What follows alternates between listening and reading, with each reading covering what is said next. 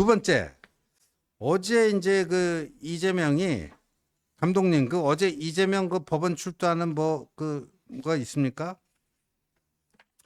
예, 그 공직선거법 재판 받으러요. 저렇게 나가면서 야, 언론을 향해서 뭐 애완견이다 이런 뭐 거의 극언을 했습니다. 그것도 뭐 특정 언론 뭐 예를 들면 뭐 조중동이다 뭐 문화일보다 뭐 이런 게 아니고 특정 언론도 아니고 언론 모두 그냥 다 통틀어 갖고 저 애완견이다. 검찰이 받아주는 것만 그대로 갖다 쓰고 뭐 한심하다. 뭐 그 얘기를 한 건데 저 얘기하면서 이 희대의 조작 사건이다라고 했잖아요. 예. 예, 이화영 1심 판결이 희대의 검찰에 의한 희대의 조작 사건이다 했는데 첫 번째 두 가지 근거를 댔어요. 여기에 대해서 이제 우리 서정옥 변호사님께서 아주 명쾌하게 반론을 제기해 주시면 될 것 같아요. 예.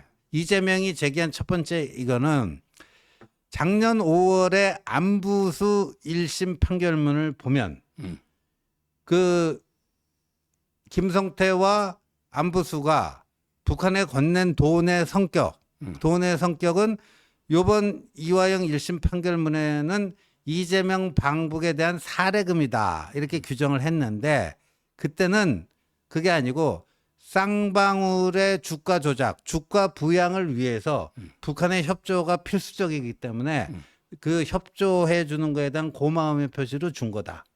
그럼 이게 같은 법원 내에서 같은 수원지법의 판사는 달랐어요. 신진우 부장판사가 아니라 그 부가 합의부가 딴 합의부예요.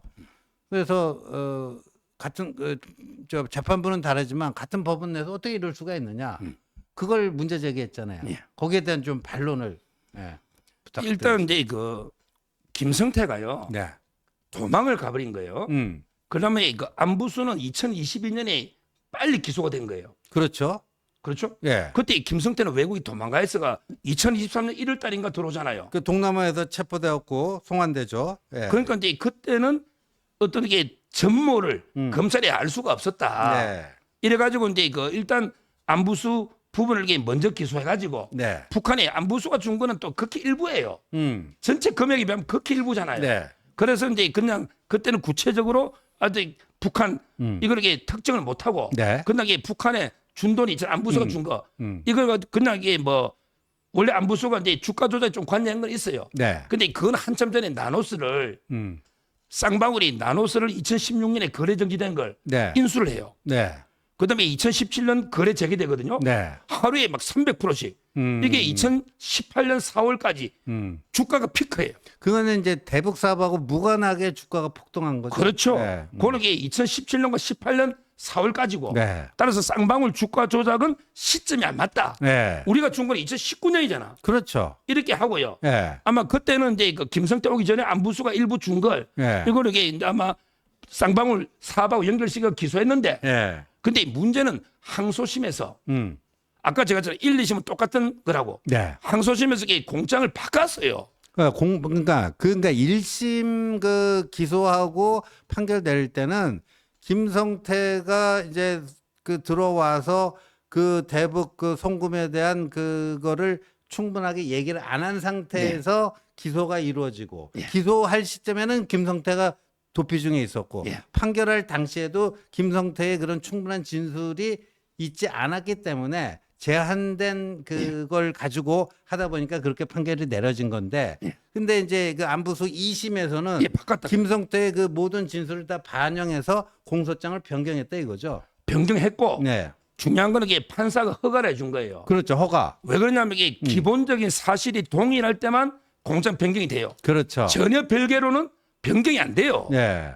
그렇잖아요. 항소심에서. 네, 그렇죠. 따라서 이게 판사가 변경을 허가했다는 말은 이게 일리가 있다. 기본적인 사실이 동일하다. 네. 이래 봤기 때문에 허가해 줬다. 네. 이게 중요하고요. 네. 그다음에 더 하나 이런 게 윈윈이잖아요. 제3자 뇌물이라는 게 네. 예를 들어 이제 옛날에 현대가 김대중 갈 때 돈 주잖아요. 네. 그러면 이게 현대는 뭘 하겠어요? 대북 사업 하잖아요.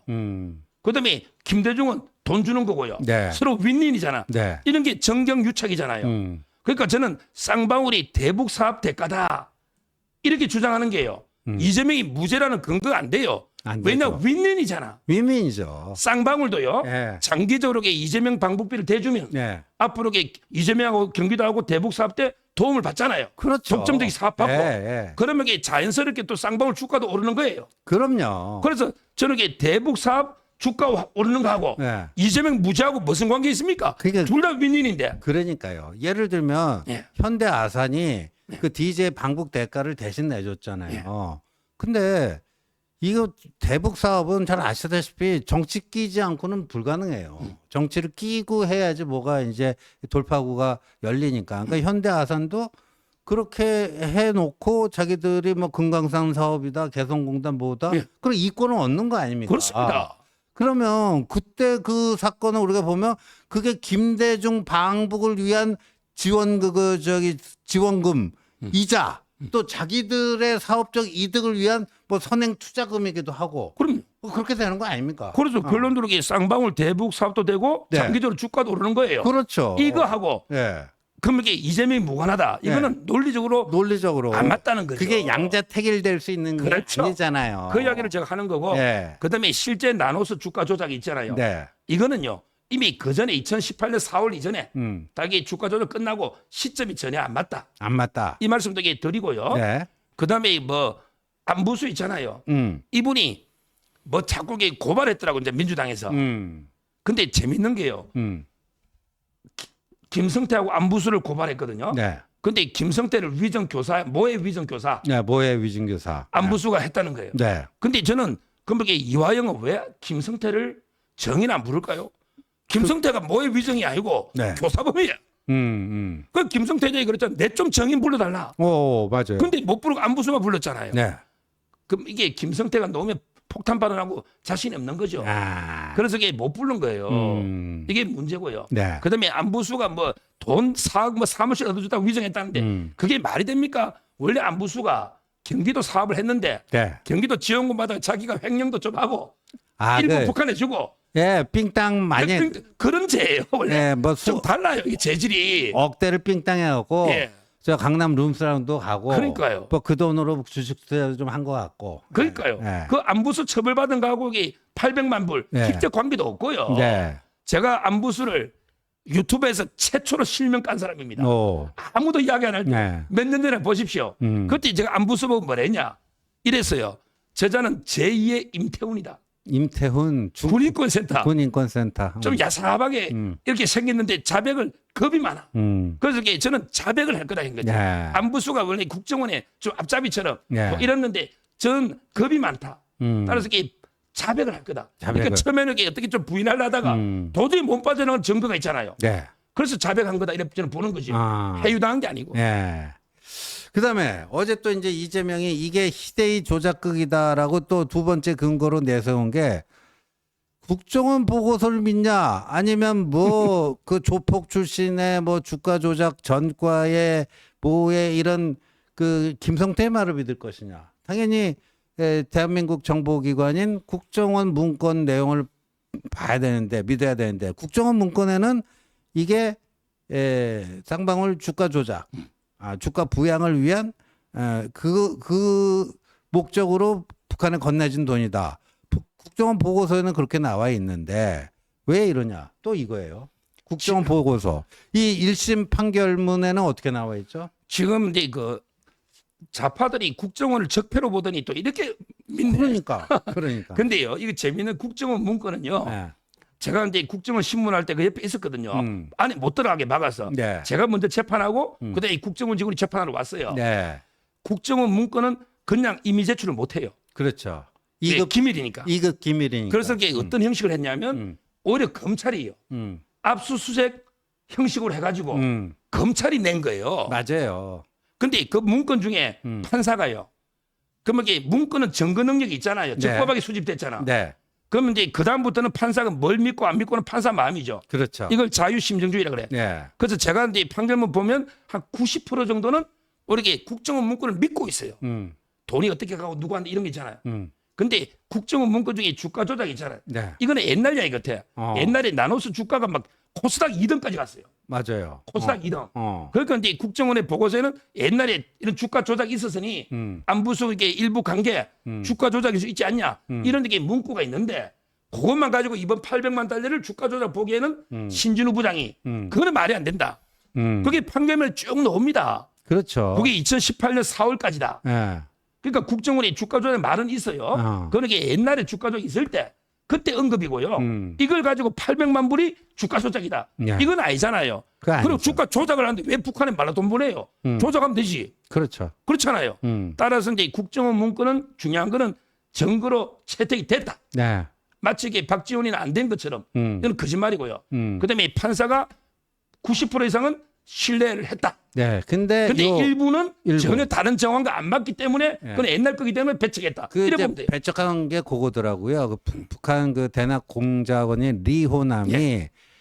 우리 이제 대북 인도적 그 지원 사업을 하는 뭐 김모가 있는데 그런 사람이 되게 이제 국정원 끈앞풀이거든요. 예. 블랙요원이라고 해갖고 그러니까 이제 그 북한에 이렇게 염탐하러 가는 거예요. 근데 갔는데 리호남이 야 쌍방울이 그 주가 조작 내가 이렇게 하면은 뭐 한 달에 50억 뭐를 주기로 했다. 그럼 네가 그걸 좀 대신 받아갖고 오지 않을래? 이런 얘기를 했는데 뭐 본인은 곤란하다. 그래서 거절을 했다. 그거를 한국에 와서 국정원한테 얘기했더니 그 대북 브로커 김모 씨의 그 리호남으로부터 들은 얘기를 그대로 문건에 옮겨놓은 것 뿐이에요. 네.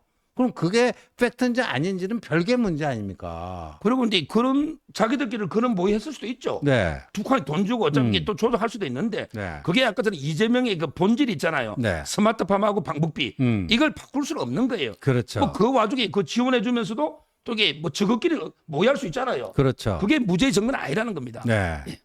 그래서 어제 뭐 이재명이 작심하고 이제 언론을 애완견이라고 하고 이게 희대의 조작극이다. 뭐 하면서 이 결정적인 뭐나 되는 것처럼 두 가지 근거를 들이밀었는데 알고 봤더니 아무것도 아니더라. 하루쯤 이런 식으로 탄핵당할 수 있는 그런 엉성한 카드를 들이밀었다. 그거 보면 이재명이 지금 약간 멘탈이 나간 것 같아. 그럼요. 예. 지금 이게 제가 알기로요. 예. 이 전체 기록을 다 본 사람이 3명밖에 없대요. 이게 중요합니다. 이건 제가 처음 이야기합니다. 전체 기록을 다 본 사람이 딱 3명 있어. 그거 이화영 1심 예. 판결 전체 기록. 다 본 사람이. 예. 첫째가 이제 그 신진우 부장이에요. 예. 배석들은 늦게 왔지. 나중에는 볼 수 있는데 신지 판사. 배석은 올 2월부터 왔더라고요. 그럼요. 예. 배석은 계속 예, 바뀌었어요. 예. 근데 배석도 보기는 봐요. 판결문 초안을 쓰니까. 근데 하여튼 중요한 건 판사 한 명. 신진우 부장이 바꿔요. 그다음에 전체 다 본 사람이 박상용 부부장 검사. 그 사람이 이게 처음부터 실무자잖아요. 부부장. 그거 탄핵하겠다고 난리잖아요. 해결한다고. 네. 예. 그걸 이렇게 바꿔요. 그다음에 한 명이 더 있더라고. 서민석 변호사. 서민석 변호사. 그분이 진짜 나머지는 안 봤대. 설주하게 그러더라고. 아무도 안 봤대. 김현철 변호사, 김광민 변호사 안 봤대. 이화영의 그 배우자 백정화가 와서 그 교체한 그 변호사가 서민석 변호사 아니에요. 그렇죠. 원래 네. 변호사. 원래 그 메인 변호사. 처음부터 이화영 그걸 예. 맡아왔는데 이화영은 그 사람을 신뢰했는데 그렇죠. 그 이재명의 지령을 받았는지 어땠는지 그 이화영의 배우자가 와서 저 변호사가 오히려 검찰 뭐 대변하고 있다 해서 바꿨잖아요. 예. 그 사람 말하는 거죠. 그래서 지금 이게 판사 한 명하고 신진우, 예. 그다음에 박상용 부부장 검사, 네. 그다음에 서민석 변호사밖에 나머지는 기록을 다 본 사람이 없대. 솔직히 저도 다 못 봤죠. 판결문만 봤지. 그러니까 제일 정확한 거예요. 근데 서민석 변호사 잘렸잖아요. 네. 나머지 변호사들이 기록 복사도 안 했대 제대로.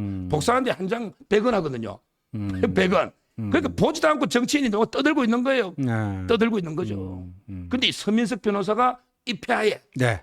이화영 부지사가 이제 그때 이재명한테 보고했다는 걸 검찰에 그 자백했잖아요. 네. 저는 이번에 항소심 가면요. 극단적으로 보면 검찰은 정인이 한 명만 있으면 된다. 나머지 1심 다 했잖아. 누구? 그때 이화영의 조서를 받은 검찰 계장 아. 그 사람을 법정 불러서 예. 그때 서민석 입하에 예, 이화영이가 자백한 걸 내가 기재했습니다. 맞아요. 요래 주면 예. 318조에서 예. 검찰 조서는 증거 등이 없는데 예. 318조 예외가 있어. 그때 수사했던 계장이 법정에 나와서 예. 진정 성립을 이미성을 증언해주면 증거로 쓸 수 있다. 아, 그렇게 이게 법이 들어갔어요. 예. 바꿀 때 딱 한 명만 오고 돼요. 그럼 이게 이화영이가 자백한 것도 증거됩니다. 그렇군요. 예.